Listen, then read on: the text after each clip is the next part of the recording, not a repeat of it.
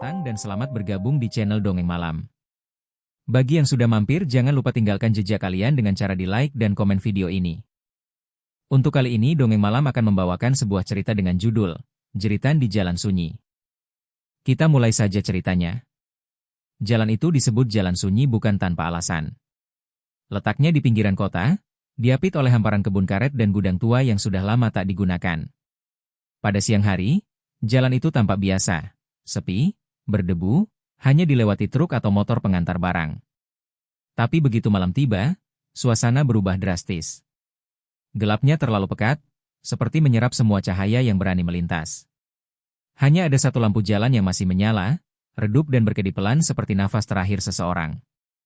Malam itu, hujan baru saja berhenti. Aspal basah memantulkan cahaya lampu motor milik Raffi, seorang pemuda berusia 22 tahun.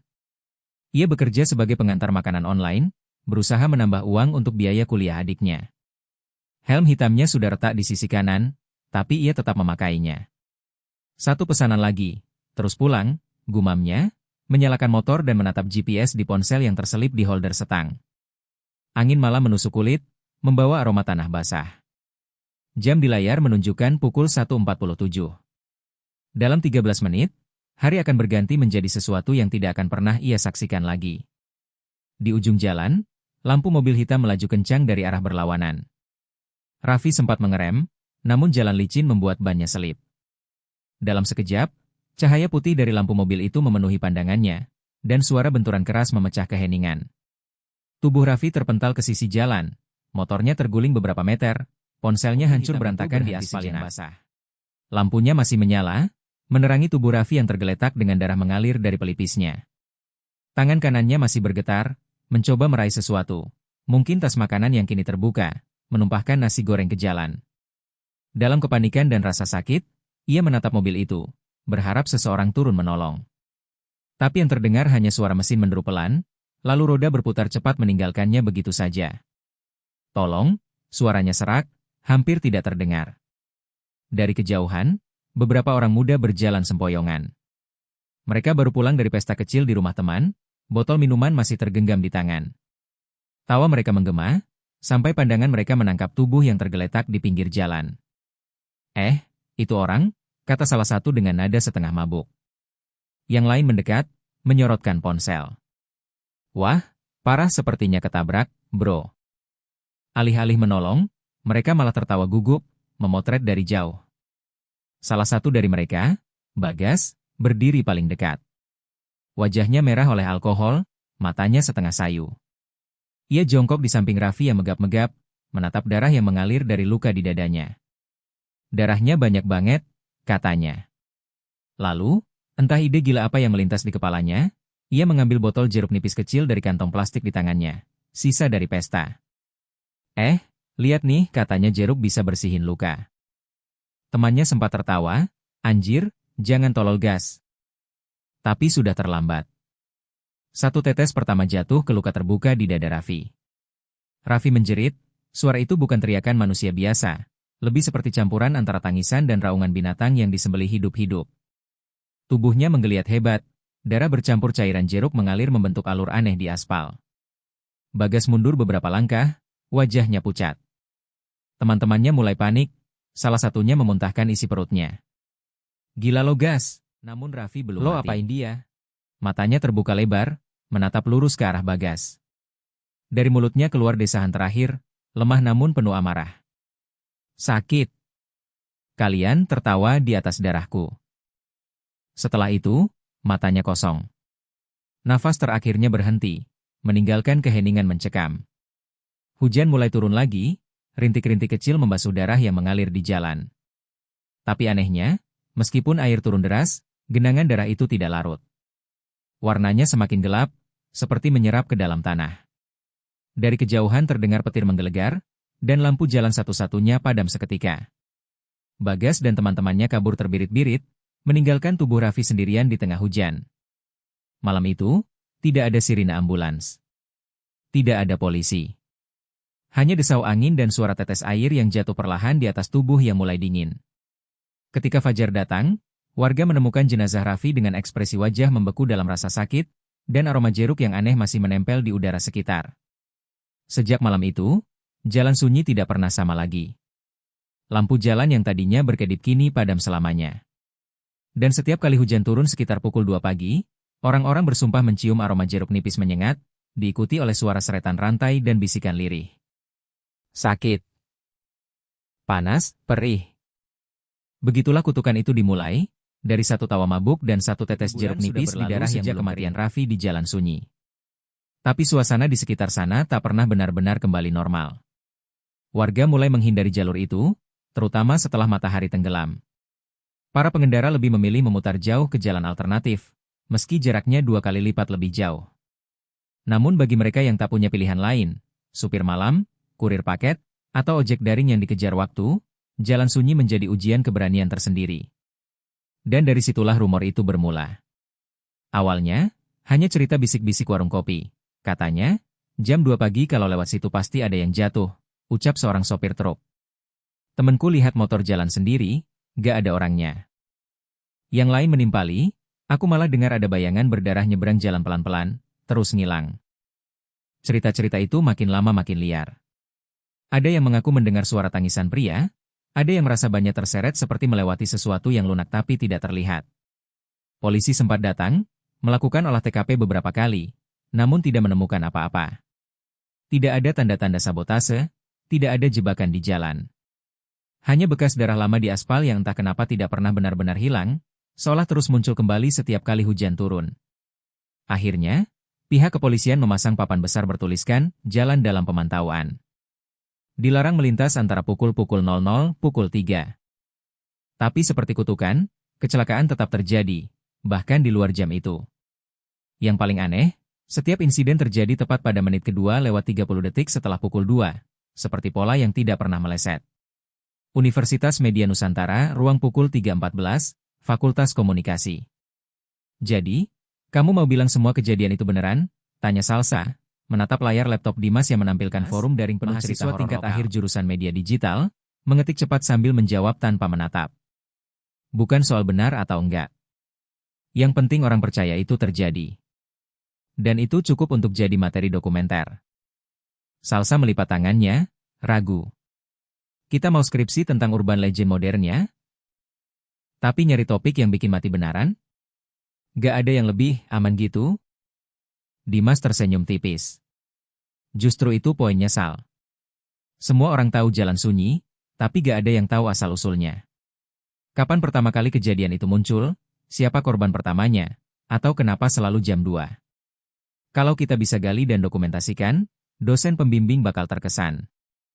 Salsa menghela napas panjang. Ia sudah terbiasa dengan ide gila Dimas, tapi kali ini terasa berbeda. Entah kenapa, dari sekian banyak kisah urban legend, yang satu ini membuat bulu kuduknya berdiri hanya dengan mendengar namanya. Dimas, aku baca komentar orang di forum. Katanya aroma jeruk sering muncul sebelum kecelakaan. Kamu sadar gak, itu bukan hal biasa? Dimas menatapnya. Justru karena aneh, makanya kita cari tahu. Lagian, aku udah dapat beberapa narasumber di sekitar lokasi. Ada penjaga warung, ada tukang ojek yang pernah lihat kejadian langsung. Kita cuma butuh 1 atau 2 malam di sana buat ambil footage. Salsa terdiam. Dalam hati kecilnya, rasa penasaran mulai menekan rasa takut. Ia tahu, proyek ini bisa jadi kesempatan mereka untuk membuat dokumenter yang viral. Baiklah, tapi kalau ada yang gak beres, kita langsung cabut. Dimas mengangguk puas. Menunjukkan pukul 00.48. Udara lembab, suara jangkrik bersahut-sahutan di antara pepohonan. Kamera Dimas tergantung di leher, sementara Salsa menenteng tripod dan voice recorder. Mereka berhenti di depan warung kecil yang setengah terbuka, lampunya temaram. Seorang pria tua duduk di bangku kayu, wajahnya pucat dengan mata sayu. Dimas memperkenalkan diri, menunjukkan surat izin liputan kampus. Pak, kami mau tanya-tanya sedikit soal kejadian di sini. Kalau boleh, kami rekam ya. Pria tua itu tidak langsung menjawab. Ia memandang ke arah jalan yang membentang gelap, lalu bergumam lirih, kalian datang jauh-jauh buat nyari mati ya? Salsa menelan ludah. Maksud Bapak? Jam 2 nanti, jangan di sini. Kadang dia cuma lewat, kadang dia berhenti. Suaranya serak, seperti bergetar. Kalau kalian cium bau jeruk lari, jangan melihat ke belakang. Salsa dan Dimas saling pandang. Dimas mencoba tersenyum untuk menutupi tegangnya. Bau jeruk? Maksud Bapak aroma dari kebun? Orang tua itu tidak menjawab. Ia hanya menatap kosong ke arah lampu jalan di ujung tikungan. Aromanya bukan dari buah. Itu dari darah yang gak mau hilang. Mereka meninggalkan warung itu dalam diam. Dimas menyiapkan kamera, menempatkan tripod di pinggir jalan. Salsa mencatat waktu, pukul 1.56. 4 menit menuju pukul 2. Udara mulai berubah. Hening. Tidak ada suara jangkrik, tidak ada angin. Hanya dengung listrik dari kamera yang merekam. Lalu, aroma itu datang. Segar, asam, menusuk. Seperti irisan jeruk nipis yang baru diperas di udara lembab. Salsa menutup hidung. Dimas sempat hendak menjawab, kamu cium itu? Tapi dari ujung jalan, tampak cahaya motor melaju pelan. Tidak ada pengendara di atasnya. Hanya motor itu, meluncur sendiri dalam diam, rodanya bergulir stabil tanpa arah. Dan tepat ketika jam di ponsel bergetar menunjukkan pukul 2, motor itu menabrak sesuatu yang tidak terlihat, lalu terpelanting keras, terbakar api kecil di ujungnya. Salsa berteriak. Dimas menatap monitor kameranya, dan wajahnya mendadak pucat pasi. Di layar, di belakang motor yang jatuh, berdiri sosok pria dengan tubuh berlumur darah. Tangannya menggenggam jeruk nipis yang menetes perlahan. Sosok itu menatap lurus ke arah kamera. Pagi hari setelah kejadian dan itu, tersenyum. Dimas dan Salsa duduk di kantin kampus tanpa banyak bicara. Wajah mereka pucat, mata sembab karena semalaman tidak tidur. Cangkir kopi di depan mereka sudah dingin sejak lama. Salsa akhirnya bersuara lebih dulu, pelan tapi tegas. Tadi malam, kamu juga lihat kan? Dimas menatap kosong ke arah meja, lalu mengangguk perlahan.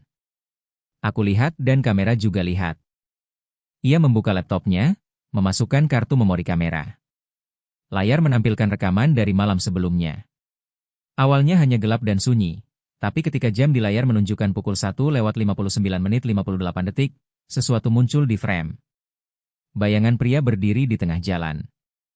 Tidak jelas, kabur oleh kabut tipis. Namun yang membuat darah mereka membeku adalah gerakannya. Pincang, pelan, tapi pasti. Dari tangannya meneteskan sesuatu, seperti cairan bening yang berkilau terkena cahaya lampu.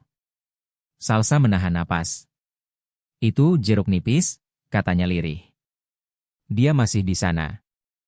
Dimas memajukan kursi, matanya menatap layar tanpa berkedip. Kita harus balik lagi. Tapi kali ini siang hari. Aku mau lihat sendiri apakah bekas darah itu masih ada. Mereka kembali ke jalan sunyi sekitar pukul 2 siang. Matahari terik membuat udara panas menyengat, namun hawa di jalan itu terasa aneh, dingin, kaku, seolah tidak terjamah waktu.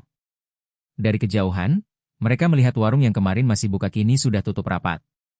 Dindingnya penuh coretan doa dan tanda salib kecil di pintu kayu. Salsa menggigil meski matahari sedang terik. Aku gak suka tempat ini, Dim. Rasanya beda, katanya. Dimas tidak menjawab. Ia jongkok di tengah jalan, memperhatikan sebuah noda gelap di aspal. Ia menggosok dengan tisu basah, tapi warna merah kehitaman itu tidak luntur. Bahkan, semakin digosok, semakin jelas bentuknya, seperti aliran darah yang mengeras. Ini masih ada setelah 3 bulan, lalu mendekat. Kamu lihat? Bentuknya seperti mengarah ke sana. Ia menunjuk sisi jalan yang menurun sedikit, tempat Raffi ditemukan dulu. Dimas berjalan mengikuti arah itu, berhenti di bawah tiang lampu jalan yang patah. Di sana, di antara rerumputan yang tumbuh liar, tampak sesuatu yang berkilau. Ia memungutnya perlahan. Sebuah botol plastik kecil, bekas jeruk nipis dalam kemasan. Labelnya sudah pudar, tapi bentuknya masih sama seperti yang terlihat di video viral kecelakaan dulu. Ini, mungkin milik pelaku, kata Dimas sambil menatap botol itu lama. Salsa merasakan bulu kuduknya berdiri. Dim, taruh aja. Aku gak suka ini. Namun Dimas memasukkannya ke dalam tas kamera. Ini bisa jadi bukti visual. Kalau benar ini bekas kejadian malam itu, dokumenter kita bakal lengkap. Saat mereka berdiri, angin tiba-tiba bertiup kencang dari arah kebun karet. Dedaunan bergetar, dan suara aneh terdengar seperti bisikan jauh, Kembalikan. Itu milikku. Salsa langsung menoleh. Kamu dengar? Dimas berpura-pura tidak. Cuma angin. Tapi langkahnya kini lebih cepat dari biasanya. Malamnya, mereka kembali ke kos Dimas untuk memeriksa hasil dokumentasi siang tadi. Tapi sesuatu aneh terjadi. File video yang mereka rekam hanya berisi gangguan statis. Tidak ada gambar mereka, tidak ada jalan, hanya suara berdengung rendah dan lirik suara orang tertawa. Kenapa rekamannya rusak? Tanya Salsa cemas. Dimas mencoba memperbaiki, tapi layar tetap gelap. Hanya satu frame yang muncul sesaat, bayangan seseorang berdiri di belakang Dimas, di saat mereka sedang merekam di jalan. Tidak mungkin, gumam Dimas, wajahnya pucat. Aku gak merasa ada siapapun di sana tadi siang. Salsa berdiri. Kita gak bisa terus seperti gini. Kalau kamu masih mau lanjut, aku ikut. Tapi besok malam aja, kita bawa alat lengkap. Kamera inframerah, recorder, bahkan detektor suara. Aku mau bukti yang jelas, sekalian buktiin apakah hantu itu nyata atau cuma bayangan. Oke. Besok malam, jam 1. Kita mulai sebelum jam 2.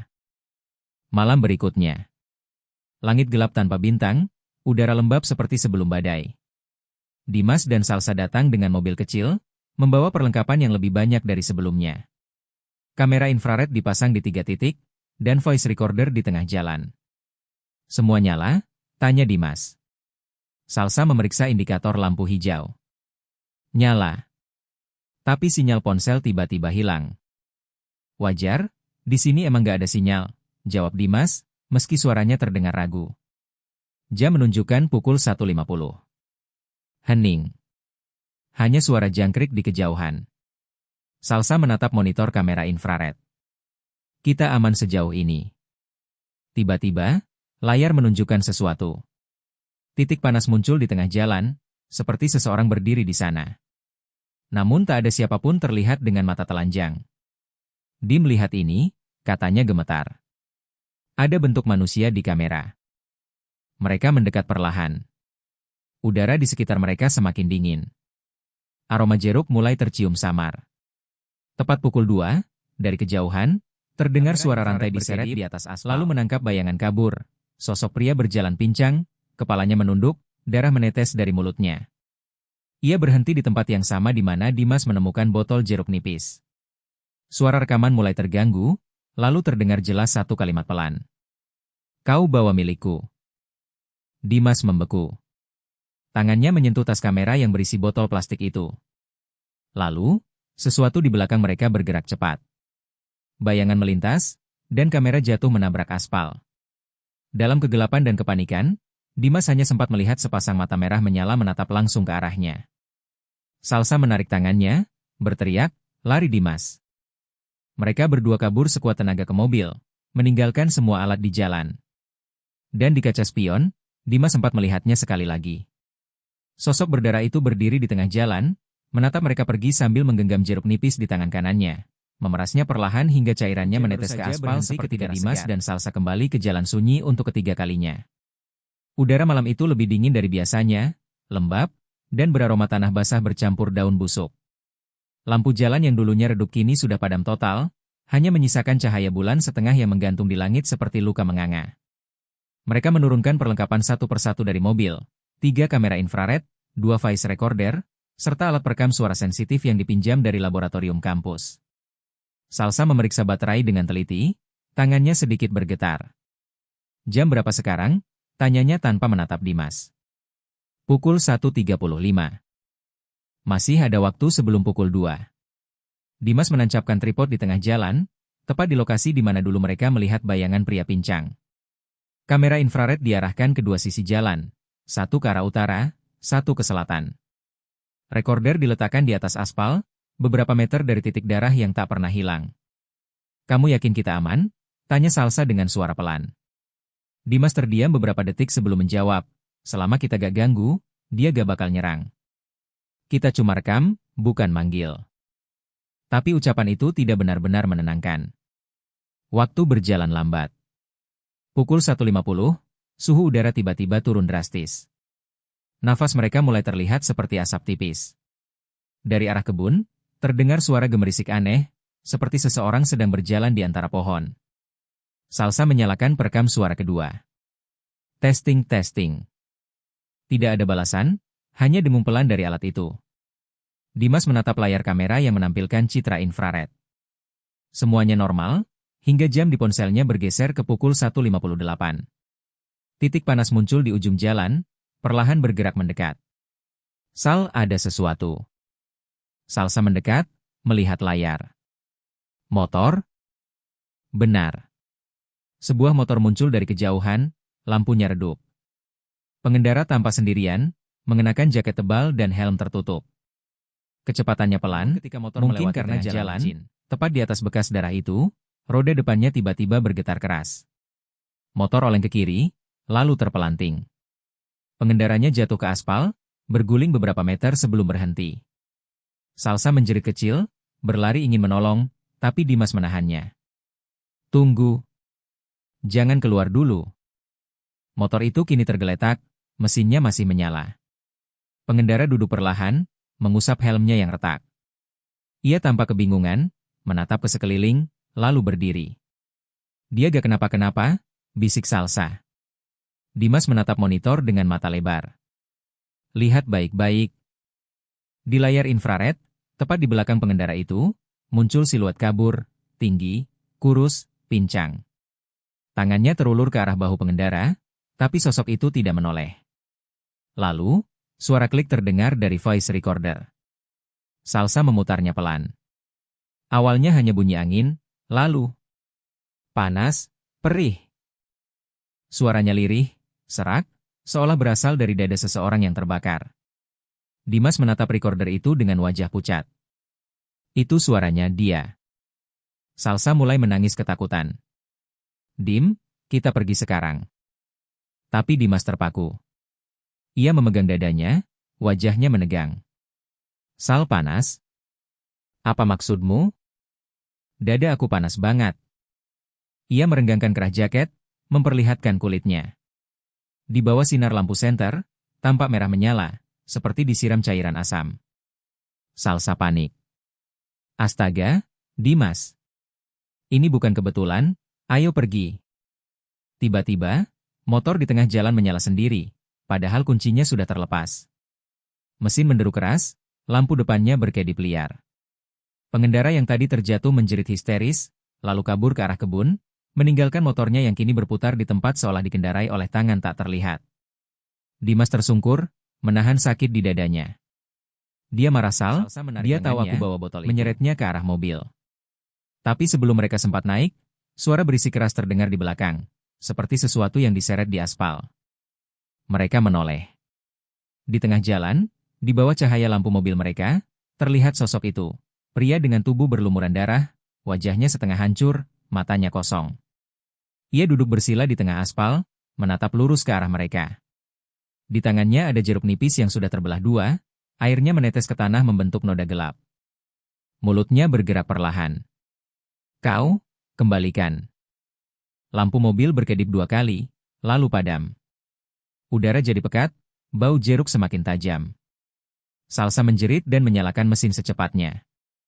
Mobil meraung, roda berputar menimbulkan cipratan air hujan yang mengering di jalan. Dimas menggigil, menatap kaca spion. Sosok itu masih duduk di sana. Tapi kali ini, ia tersenyum. Senyum yang begitu lebar hingga kulit pipinya robek. Mereka tak berhenti mengemudi sampai jauh dari lokasi itu. Napas tersengal, tubuh gemetar. Salsa berhenti di pinggir jalan besar, mencoba menenangkan diri. Kita gak bisa balik ke sana lagi, Dim. Ini bukan cerita, ini nyata. Dimas hanya diam. Dadanya masih terasa panas, tapi yang lebih membakar adalah rasa bersalah. Dia tahu aku yang ambil botolnya, katanya pelan. Kita udah ganggu sesuatu yang seharusnya gak diusik. Salsa menatapnya dengan takut dan iba. Lalu, apa yang akan kita lakukan? Dimas memandang keluar jendela. Di kejauhan, kilatan petir membelah langit, menyinari jalan yang mereka tinggalkan. Aku harus tahu siapa dia sebenarnya, bisiknya. Kalau ini kutukan, pasti ada yang memulainya. Dan dari kejauhan, di kaca spion belakang mobil, samar-samar terlihat, sekelebat bayangan berdarah masih duduk di tengah jalan sunyi. 2 hari setelah menatap ke arah mereka yang pergi, Dimas tidak bisa tidur. Setiap kali memejamkan mata, bayangan pria berdarah yang duduk di tengah jalan itu selalu muncul, menatap lurus ke arahnya, dengan jeruk nipis yang meneteskan cairan bening ke tanah. Dadanya masih terasa perih, kulitnya seperti terbakar dari dalam. Sementara itu, Salsa mulai mengumpulkan semua berita lama yang berhubungan dengan jalan sunyi. Ia duduk di depan laptop di ruang tamu kos Dimas, menelusuri arsip digital dari situs berita lokal. Ini dia, katanya pelan, menunjuk ke layar. Sebuah artikel dengan judul, Kurir muda tewas tertabrak lari di jalan sunyi, pelaku masih misterius. Nama korban, Raffi Ananda, 22. Pekerjaan, kurir makanan daring. Keterangan saksi, korban ditabrak oleh mobil hitam tanpa plat malam hari, saat hujan. Artikel itu juga menyebut bahwa polisi tidak pernah menemukan pelaku tabrak lari. Kasusnya ditutup tanpa hasil. Dimas membaca dengan saksama. Raffi, jadi ini dia. Korban pertama, dan satu-satunya. Salsa mengangguk. Aku udah kirim pesan ke salah satu temannya di media sosial. Namanya Arman, katanya dulu satu tempat kerja sama Raffi. Mereka bertemu Arman di sebuah kedai kopi kecil sore itu. Arman tampak gugup, tangannya gemetar saat memegang cangkir. Masih banyak yang bahas soal dia ya? Tanya Arman dengan nada ragu. Bukan gosip, Mas, jawab Dimas. Kami sedang buat dokumenter tentang fenomena di jalan sunyi. Kami cuma mau tahu apa yang sebenarnya terjadi malam itu. Arman menghela napas panjang. Aku masih ingat betul malam itu. Raffi lagi kirim pesanan terakhir. Aku sempat video call dia, tapi sambungan tiba-tiba putus. Besok paginya, aku dengar kabar dia mati ditabrak. Ia berhenti sejenak, menatap kosong ke arah jendela. Tapi yang bikin aku gak bisa lupa. Katanya, waktu dia jatuh, ada orang-orang yang lihat, tapi gak ada yang nolong. Salsa malah ada yang tawain. Kamu tahu siapa? Arman menelan ludah, wajahnya tegang. Aku gak berani sebut, tapi kalian bisa cari. Namanya Bagas Pratama. Dulu sering nongkrong di sekitar situ. Sekarang, ia menunduk, suaranya melemah. Sekarang dia di rumah sakit jiwa. Dimas menatap Salsa. Rumah sakit mana? RSJ Waringin. Senja mulai turun saat mereka tiba di rumah sakit jiwa di pinggiran kota. Bangunan tua itu berdiri sunyi, catnya terkelupas, dan pagar besinya berkarat. Udara di sekitar sana terasa lembab dan dingin, seolah waktu berhenti di tempat itu. Mereka diterima oleh seorang perawat bernama Rani, yang tampak kelelahan tapi ramah. Bagas masih sering teriak tiap malam, katanya pelan sambil mengantar mereka menyusuri lorong panjang. Dia takut tidur. Katanya, kalau dia pejamkan mata, ada yang duduk di dadanya dan meneteskan sesuatu ke kulitnya. Salsa menelan ludah. Seperti jeruk nipis. Perawat itu berhenti, menatap Salsa dengan tatapan aneh. Kalian tahu cerita itu juga? Tak ada yang menjawab. Hanya bunyi langkah sepatu di lantai yang menggema sampai mereka berhenti di depan kamar nomor 13B.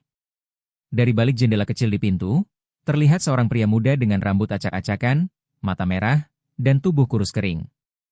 Ia duduk di sudut kamar, menggambar sesuatu di dinding dengan kuku, lingkaran-lingkaran kecil, seperti buah jeruk. Perawat membuka sedikit pintu. Bagas, ada tamu yang mau bicara. Pemuda itu menoleh perlahan. Tatapannya kosong, tapi ketika matanya bertemu dengan Dimas dan Salsa, bibirnya bergerak pelan. Jeruk.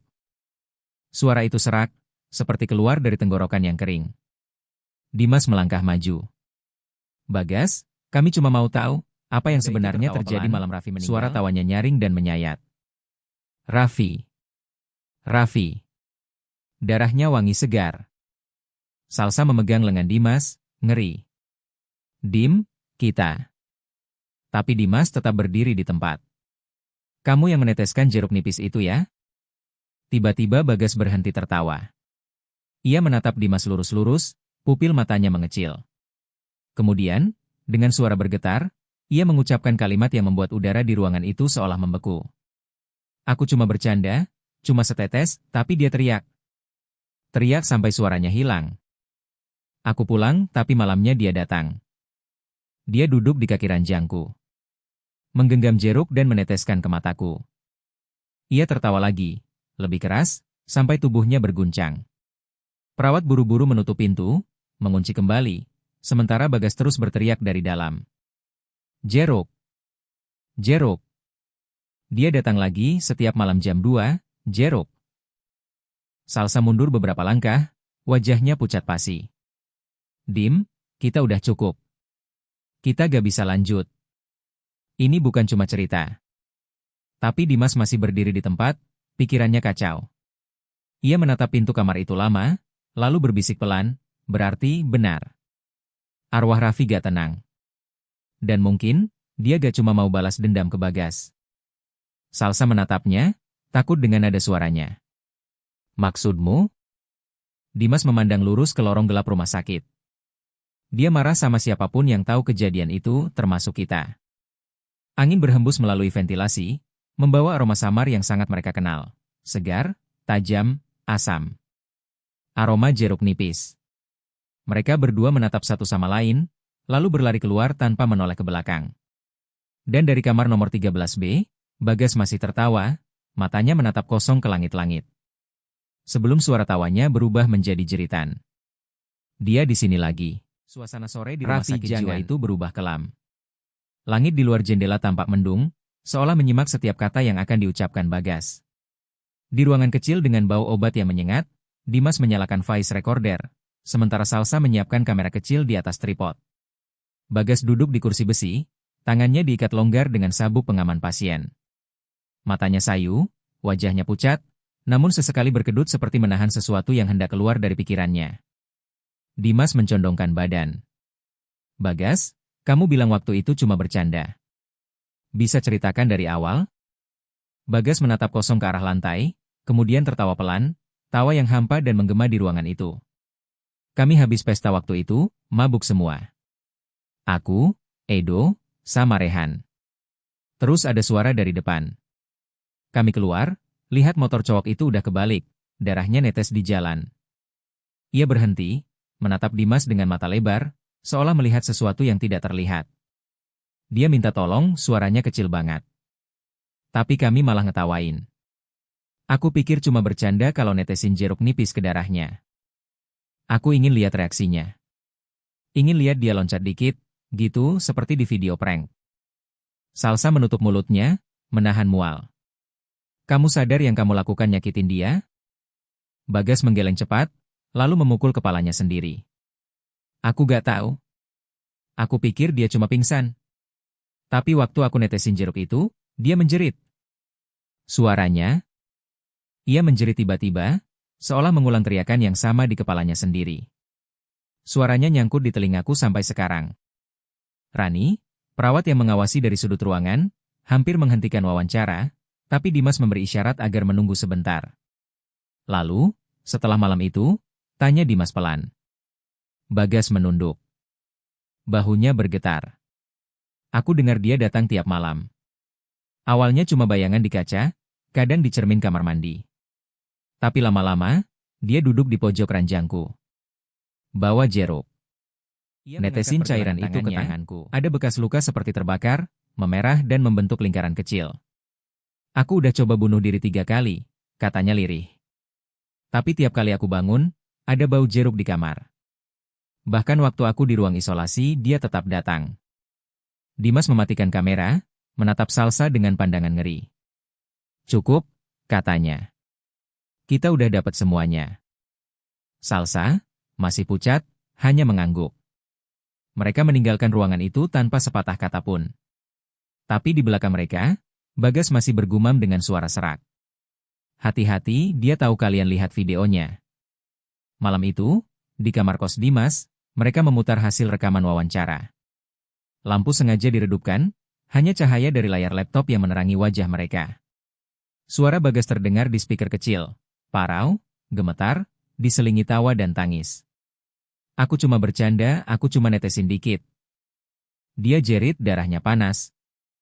Aku takut, aku takut. Namun, di menit ke-7, suara rekaman berubah. Nada suaranya menjadi lebih berat. Lebih dalam. Seperti ada orang lain yang berbicara di balik suara Bagas. Kau juga menonton waktu itu. Dimas spontan menjeda video. Tunggu, apa? Salsa menatap layar, wajahnya tegang. Itu bukan suara Bagas. Dimas memutar ulang. Kali ini lebih jelas. Setelah suara Bagas berhenti, terdengar bisikan yang lembut tapi mengerikan. Kau juga menonton waktu itu, bukan? Kau tertawa? Kau diam saja saat aku sekarat. Salsa menutup mulutnya. Tuhan, dia tahu. Dimas terdiam lama. Ingatannya melayang ke malam beberapa tahun lalu, malam saat video kecelakaan Raffi sempat viral di media sosial. Sebuah video berdurasi 2 menit yang memperlihatkan seorang kurir tergeletak di jalan, berlumuran darah, meminta tolong, sementara seseorang menyorot dengan ponsel. Ia menontonnya. Bahkan mengirimkan tautannya ke grup teman kuliahnya. Darahnya mendadak dingin. Salsa, kau juga pernah lihat video itu kan? Salsa tak menjawab, tapi wajahnya berubah pucat pasi. Ia menatap layar laptop yang tiba-tiba meredup sendiri, sebelum muncul noise seperti salju televisi. Lalu muncul gambar kabur. Jalan sunyi. Sama persis seperti dalam dokumenter mereka. Tapi kali ini, ada wajah di tengah jalan. Wajah Raffi. Berdarah, matanya menatap lurus ke arah kamera. Kalian menonton, suaranya bergema, pelan namun menusuk. Kalian diam saja. Sekarang, kalian gantikan aku. Salsa menjerit, menutup laptop dengan keras. Suara di dalam speaker berubah menjadi desisan panjang, seperti napas seseorang yang berdiri tepat di belakang mereka. Dimas berbalik cepat, tidak ada siapa-siapa. Tapi aroma itu muncul lagi. Dimas merasa kulit dadanya panas, seolah sesuatu menetes di sana. Ia memegangnya dan terkejut saat melihat cairan bening di jarinya, dan rasa perih yang luar biasa. Salsa, suaranya serak. Dia di sini. Salsa menangis, memeluk dirinya sendiri. Kita harus bakar rekamannya, Dim. Sekarang juga. Dimas hendak meraih laptopnya, tapi layar yang sudah tertutup itu tiba-tiba terbuka sendiri. Rekaman Bagas berulang, tapi kali ini, sosok di belakang Bagas muncul jelas di layar. Raffi. Berdiri, tersenyum, dengan tangan penuh darah. Dan di tangannya, jeruk nipis yang menetes perlahan. Cairan itu jatuh bukan ke tanah, tapi ke arah kamera.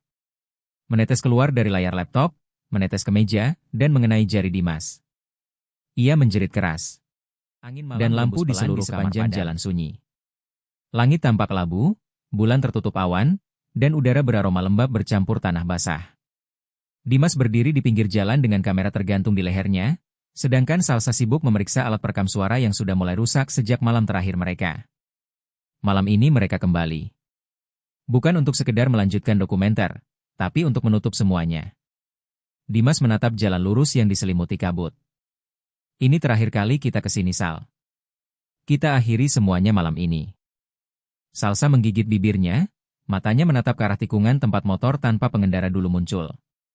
Kau yakin dia cuma ingin didengar? Dimas tidak menjawab. Ia hanya menyalakan kameranya, menatap layar kecil yang menampilkan gambar gelap penuh noise.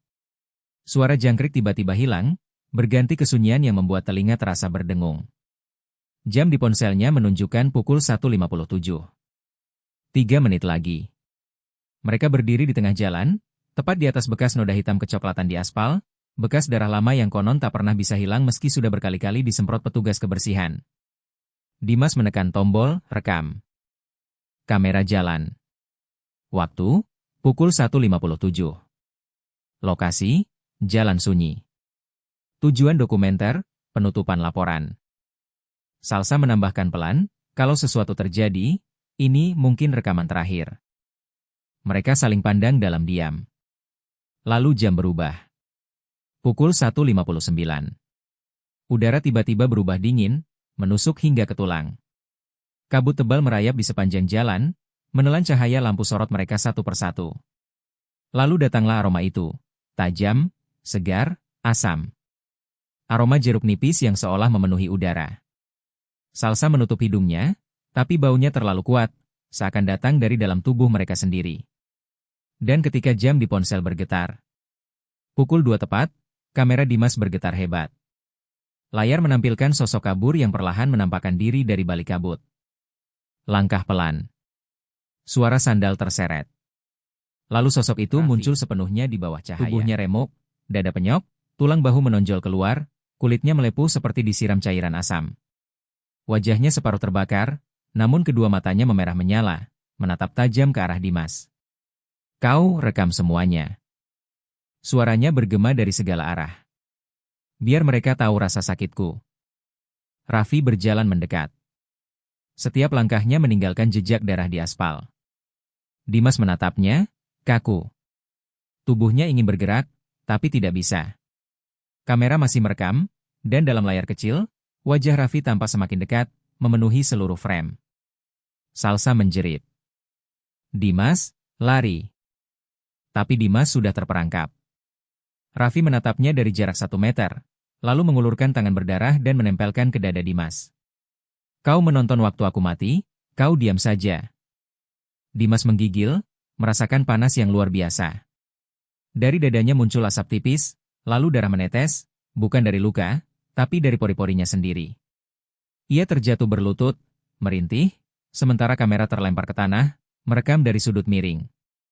Salsa berlari ke arah tasnya dan menemukan botol air jeruk nipis yang dulu ia gunakan membersihkan lensa kamera dari noda. Tangan gemetarnya hampir tak sanggup membuka tutupnya. Raffi menunduk di depan Dimas, suaranya berubah lirih. "Kau yang terakhir, biar aku tenang." Dimas menatap dengan mata berlinang, berbisik pelan, "Maaf, aku salah." "Kami semua salah." Tapi Raffi hanya menatap kosong. Ia membuka mulut, dan dari sana menetes cairan bening berbau asam, jatuh ke dada Dimas yang langsung mengeluarkan asap putih. Salsa berteriak keras, lalu menyiramkan seluruh isi botol jeruk nipis ke tanah tempat darah Raffi dulu tumpah. Seketika, suara ledakan halus terdengar, seperti uap mendesis. Udara bergetar. Jeritannya begitu keras hingga membuat daun-daun berguguran dari pepohonan. Suaranya bukan suara manusia, lebih seperti raungan dari dunia lain. Tubuhnya mulai retak, seperti kaca pecah, dan dari celah-celah itu keluar cahaya putih menyilaukan. Panas. Perih. Suara itu menjadi bisikan terakhir sebelum sosoknya meledak menjadi kabut putih yang perlahan menghilang ke udara. Salsa terjatuh, menangis keras. Dimas tergeletak di aspal, tak bergerak. Tubuhnya penuh luka, tapi dadanya masih naik turun perlahan. Ia masih hidup. Beberapa menit kemudian, suara mobil polisi dan warga mulai terdengar dari jauh. Jalan sunyi kembali hidup oleh lampu-lampu, tapi keheningan tetap menggantung, seperti sisa arwah yang belum sepenuhnya pergi. Beberapa minggu setelah kejadian itu, pemerintah menutup jalan sunyi secara permanen. Dibangun pagar besi dan tanda larangan besar bertuliskan, "Area terlarang." Ditutup permanen sejak insiden pukul 2. Dimas dirawat selama 2 bulan di rumah sakit, tubuhnya dipenuhi bekas luka seperti terbakar cairan asam. Ia tidak pernah berbicara lagi tentang malam itu. Salsa berhenti kuliah, menghilang dari media sosial, dan kabarnya pindah ke luar kota. Dokumenter yang mereka buat tidak pernah diunggah. Semua file di laptop mereka hilang, digantikan satu video tanpa nama berdurasi 13 detik. Video itu memperlihatkan jalan sunyi yang gelap, suara langkah kaki, dan di akhir, bisikan lirih. "Kau menonton lagi." Bertahun-tahun kemudian, video berjudul "Jeritan di Jalan Sunyi" kadang muncul di forum misteri atau kanal berbagi video di internet. Tidak ada yang tahu siapa yang mengunggahnya. Tapi setiap kali seseorang menontonnya, file itu hilang dari peramban mereka keesokan harinya. Dan jika mereka cukup nekat untuk menontonnya tepat pukul 2. Beberapa mengaku mencium aroma jeruk nipis yang segar dari arah belakang layar mereka. Dan cerita selesai di sini. Terima kasih sudah mengikuti cerita sampai akhir. Untuk cerita dengan judul "Jeritan di Jalan Sunyi" berakhir di sini. Akan banyak lagi cerita-cerita menarik yang akan dibawakan Dongeng Malam. Jadi silahkan di-subscribe channel ini agar tidak tertinggal cerita-cerita menarik dari video berikutnya. Dan jika kalian suka dengan cerita-cerita seperti ini, silahkan di-share video ini agar channel ini bisa lebih berkembang lagi.